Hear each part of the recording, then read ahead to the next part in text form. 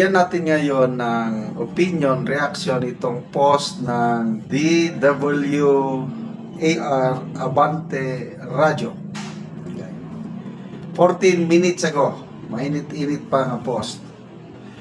Nagpulong ng biglaan ngayong Miyerkules ang Judicial and Bar Council at pinagbigyan ang hiling ni Justice Secretary Jesus Crispin Boying Remulla na mabigyan pa ng huling pagkakataon upang manatiling kandidato para sa bakanting posisyon ng ombudsman. So, yan po ang posto.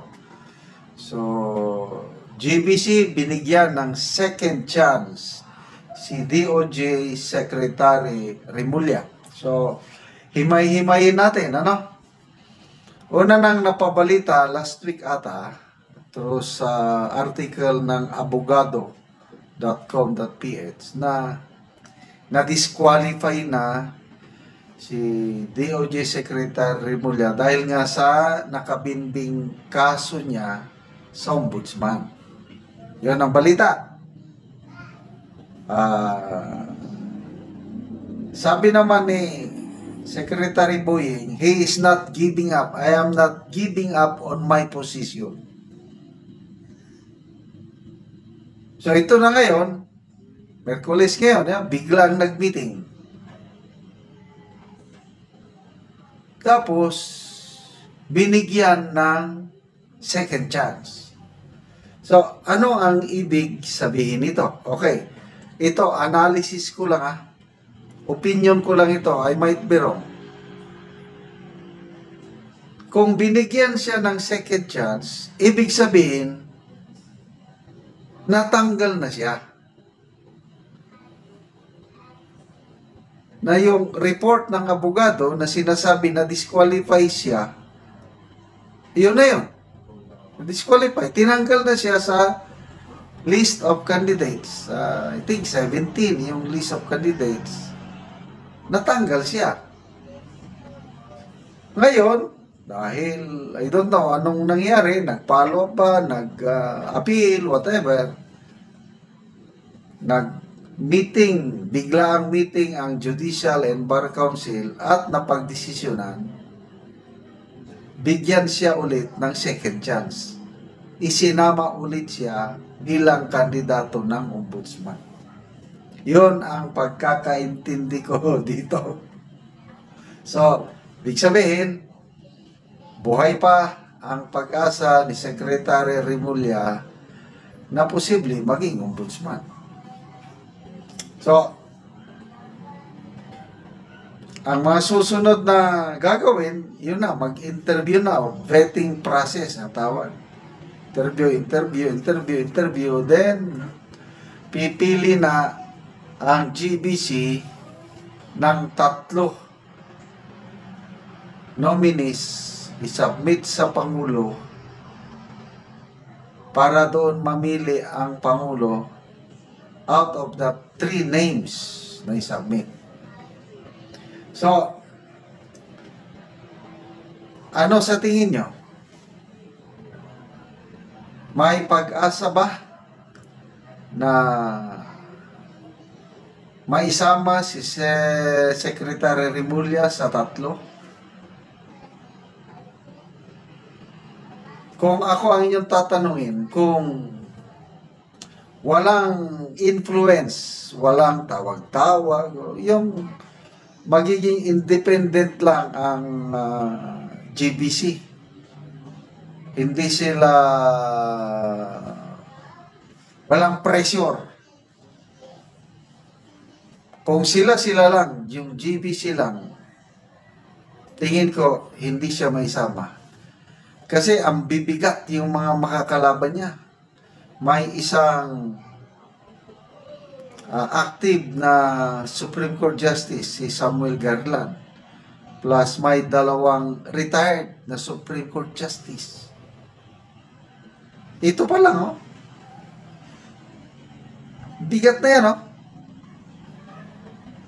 So, opinion ko lang ito, ang pinakamalakas, itong tatlong Supreme Court Justices.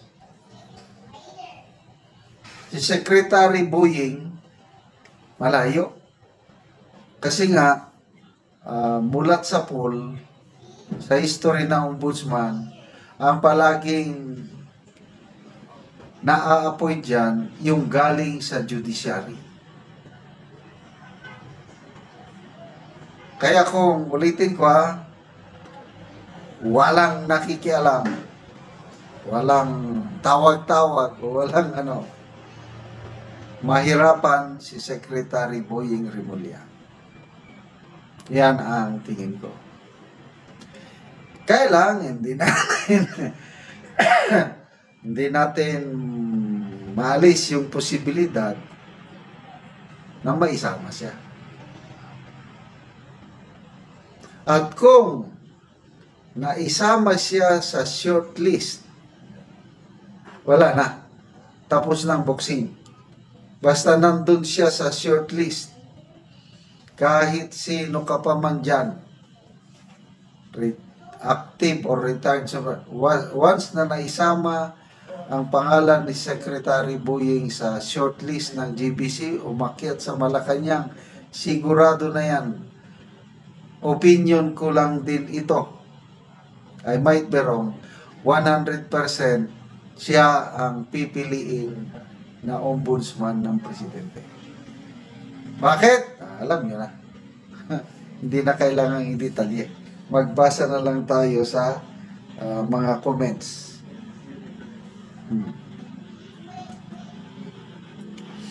Okay, comments. Chris Agustin, basta lahat ng nangyayari ngayong Marcos administration, puro scripted na lahat. Yes, Ludi, huwag na yan pagbigyan. Hindi, pinagbigyan na eh. Logie Villanueva, ha, huwag nyo na yan pagbigyan. Alam nyo na ang... Hindi, napagbigyan na. Archie Moreno, talagang alam na ang nangyayari. Yan na. Something is... Bruce Andales, grabe na talaga.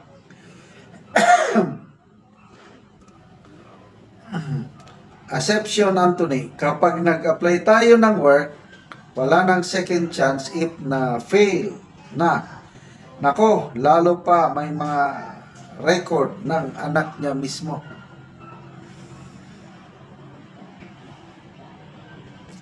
Romeo Repuela, bakit binigyan? Tinawagan naman kayo ni Martin o ni President? Nagtatanong lang ito.